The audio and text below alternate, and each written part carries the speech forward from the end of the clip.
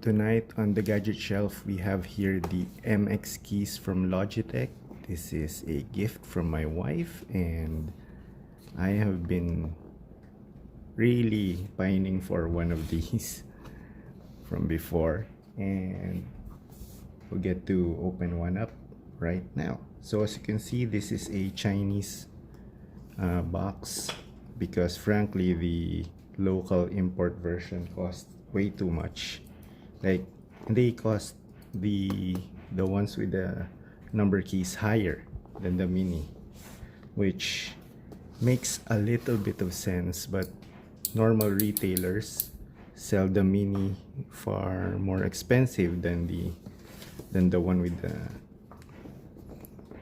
number pad, because it's newer. So what do we expect from this keyboard? Well, really nice typing experience, of course, naturally. Backlighting.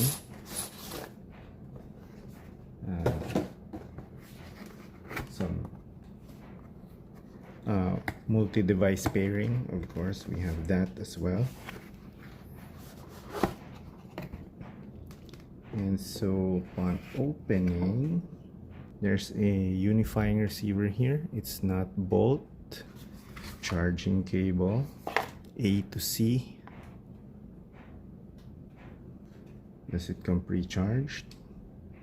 Yes, it does.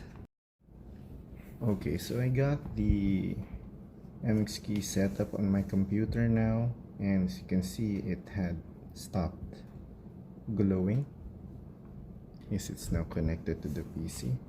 And I found out that in the Options Plus software, you can actually see which devices are in these EC switches, but what's weird is, for example, on this MX Anywhere 2S mouse, it does also have an EC switch. So let's see here, there are 3 connections, but you can't see it there. So I suppose they didn't call it EC switch before. The Logitech MX keys is a very sleek, very low profile, non-mechanical keyboard. There is the MX mechanical out right now, but I think I still prefer the MX keys over it. I would have gone and went with the Logitech Craft. Yeah. The dial is something that you need to get used to using eventually. I have a tablet here. It has a dial, and doesn't really see that much use with how I work with it. Thus begins the new year with a